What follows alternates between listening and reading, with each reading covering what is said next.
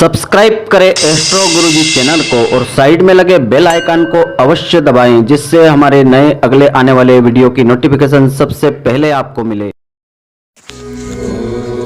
सादर जय श्री कृष्ण मित्रों, आप सभी का स्वागत है आपके अपने ही चैनल एस्ट्रो गुरुजी में। मित्रों, आज आपको हम बताने जा रहे हैं महामाघी संकष्टी चतुर्थी की व्रत कथा, इसकी पूजा विधि और चंद्रोदय का शुभ समय।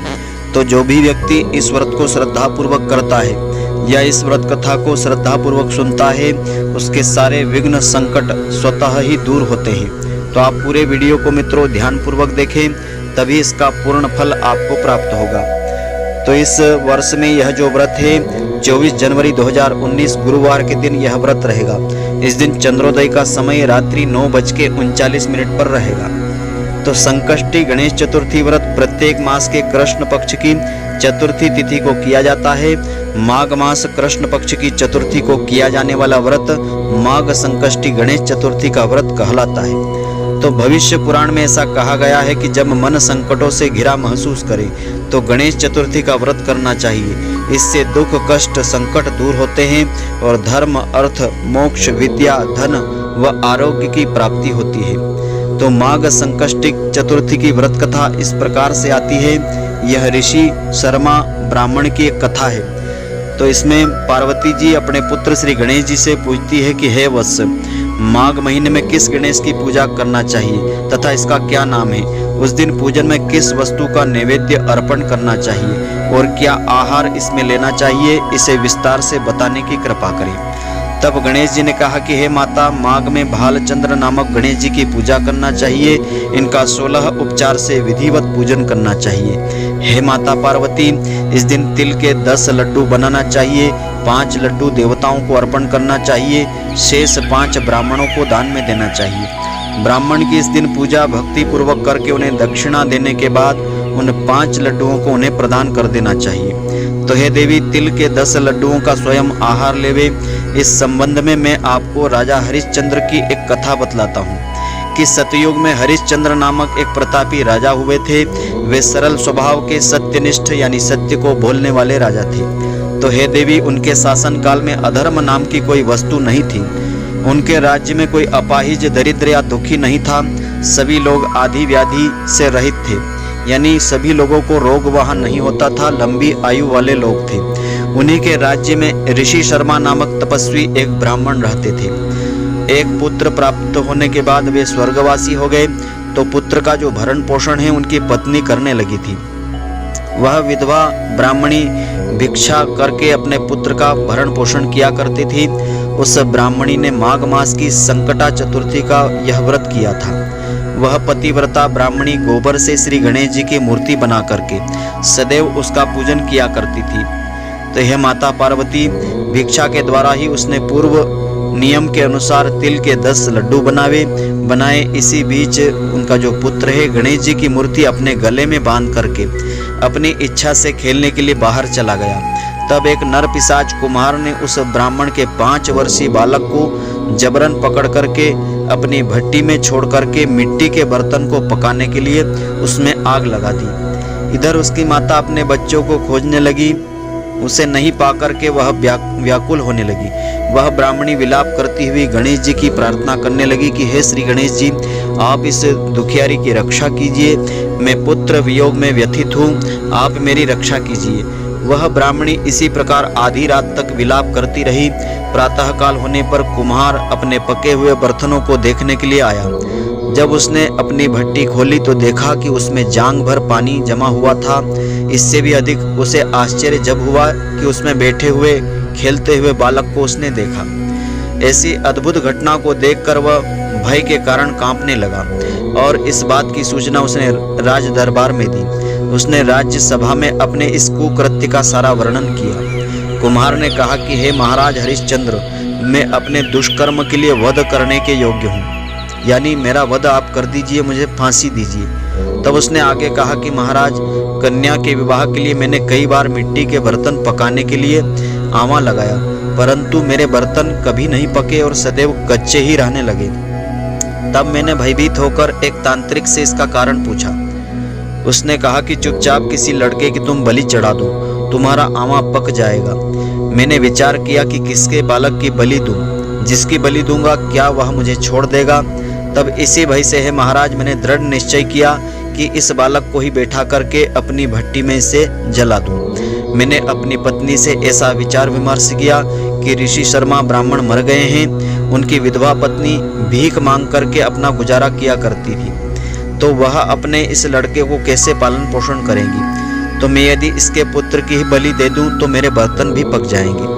तो मैं इस जघन्य कर्म को करके रात में निश्चिंत होकर के सो गया। प्रातःकाल जब मैंने अपना आँवा खोल करके देखा तो क्या देखता हूँ कि उस लड़के को मैंने जिस स्थिति में बैठा गया था वह उसी तरह निर्भय भाव से बैठा हुआ है और उसमें जांग भर पानी भरा हुआ है।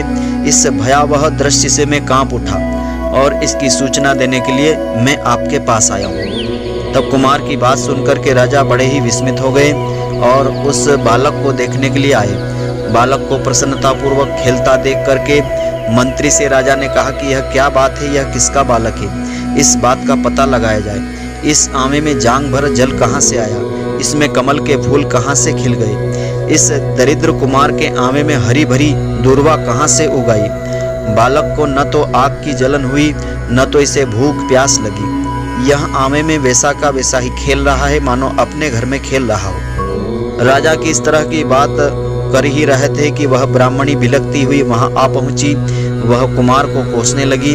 जिस प्रकार गाय अपने बछड़े को ढूंढती है उसी प्रकार वह ढूंढती हुई उसे आ पहुंची। ठीक वही अवस्था उस बुढ़िया की थी। वह बुढ़िया बालक को अपनी गोद में लेकर के प्रेम करने लगी और कांपती हुई राजा के सामने बैठ गई। राजा हरिश्चंद्र ने पूछा कि हे ब्राह्मणी, इस बालक के न जलने का कारण क्या है? क्या तू कोई जादू मंत्र आदि जानती है अथवा तूने कोई धर्माचरण किया है जिसके कारण बच्चे को आंच तक नहीं आई? तब राजा की बात सुनकर के ब्राह्मणी ने कहा कि हे महाराज, मैं कोई मंत्र तंत्र नहीं जानती हूँ, जादू नहीं जानती हूँ, न कोई धर्माचरण तपस्या योग दान आदि की प्रक्रिया में जानती हूँ।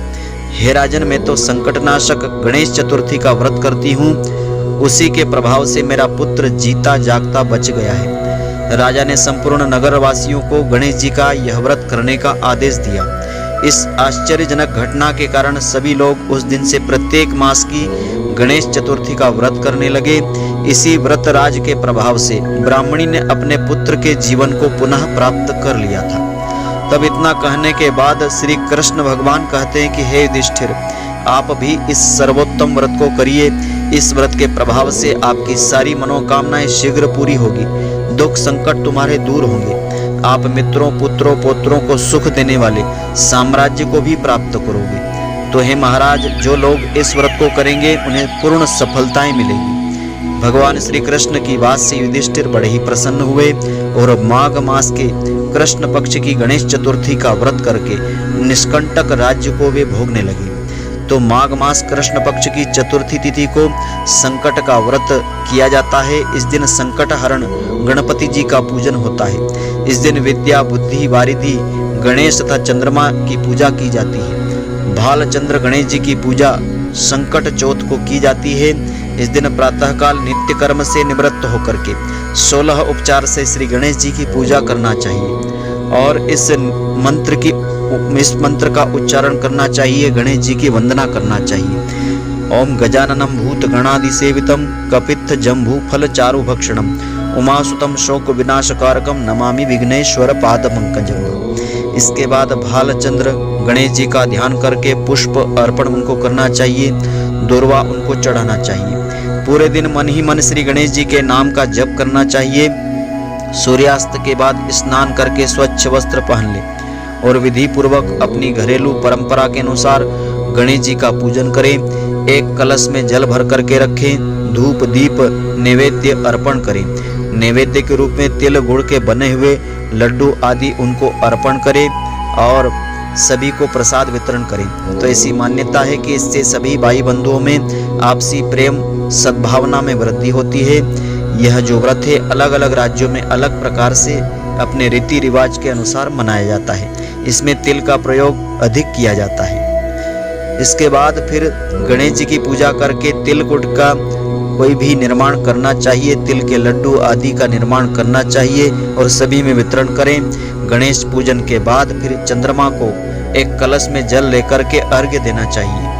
चंद्रमा को धूप दीप दिखाएं। चंद्रदेव से अपने घर परिवार की सुख शांति के लिए प्रार्थना करें। इसके बाद एकाग्र चित्त होकर के इस व्रत कथा को सुने अथवा सुने। इस व्रत कथा को सुने अथवा सभी को सुनावे। सभी उपस्थित जनों में प्रसाद का वितरण करें तो इस व्रत का संपूर्ण फल प्राप्त होगा और सारे दुख संकट विघ्न स्वयं ही नष्ट होंगे। तो मित्रों, आशा करता हूं कि आपको हमारी यह ज्ञानवर्धक जानकारी पसंद आई होगी। यदि आपको पसंद आई हो तो आप हमारे वीडियो को लाइक व शेयर अवश्य करें। धन्यवाद। जय श्री कृष्ण मित्रों, फिर मिलेंगे।